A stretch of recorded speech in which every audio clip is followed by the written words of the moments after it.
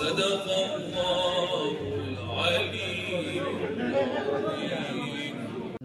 این جلسه خبر دادن مشتاق شدیم خدمتتون برسیم، هم تبریک بگیم هم خدا قوت بگیم.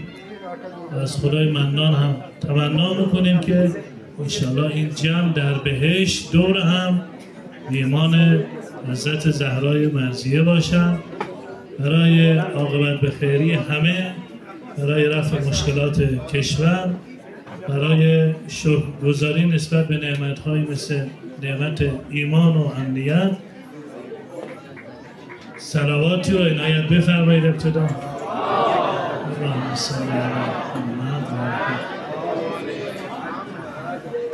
تشکر میکنم از ریاست و محترم اداره بهزیستیمون، از شهردار مکرم شهرمون. انشاءالله موفق باشید. ببخشید ما چون فقط قرار بود بیایم عرض ادبی داشته باشیم، یه مقداری هم تقدیرنامه ها طول کشید.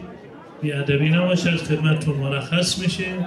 حالا هر چی دوست دارید برای خودتون کف بزنید. قرار نبود من امشب صحبت کنم، من به عنوان مهمون این جلسه دعوت شدم، ولی خب وظیفه خودم میدونم از این جمعی که ایجاد شده، از زحمتی که دوستان کشیدن، خانم مجدی فرمودن، خانم سیمی همکار ما، خود معلولین عزیز، توانخواهان عزیز. من واژه معلول رو نباید به کار ببرم، خیلی از ما توانمندتر هستن و یک محدودیتی هست براشون. قدم رنجه کردن، قدم در چشم ما گذاشتن، تشریف آوردن، خیلی خوشحالیم. امشب در خدمت شما هستیم، ان شاءالله که در مسئولیتی که به ما سپرده شده تا زمانی که ما در خدمت شما هستیم مثمر ثمر باشیم.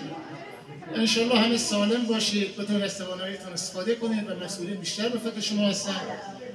یک کف هرچند که روز 12 آذر روز جهانی معلولین 2-3 روز رد شده است، من تبریک عرض می‌کنم به نوبه خودم این روز رو خدمت کلیه هم نوعای خودم و کلیه دستاندرکاران این مجموعه و مسئولینی که این برنامه رو واقعا دستشون در نکنه تدارک دیدن که ما نابینانا و معلولین دیگر رو جمع کردن به افتخارشون.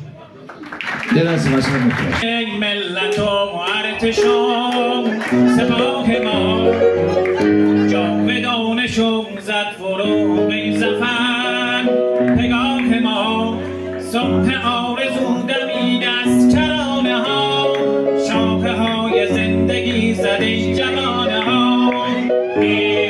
پیروزی مجسمانی اون دستو بیا به افتخارش.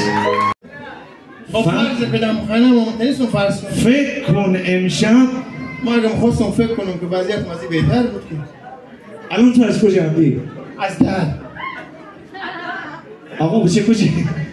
از در هستی؟ آقا هر چی شنه فهمیدین ایشون مترجم.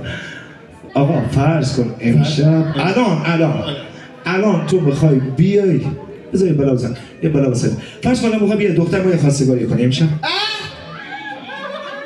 میخوام از اول بیام. از دختر ما خواستگاری کن. طبیعی خودتون هست. دختر با خودم برم. ما بیزارم از تو از قیافت بیام خواستگاری کنم. بابا فرزندم به. فرزند کی؟ آها. مثلا دختر.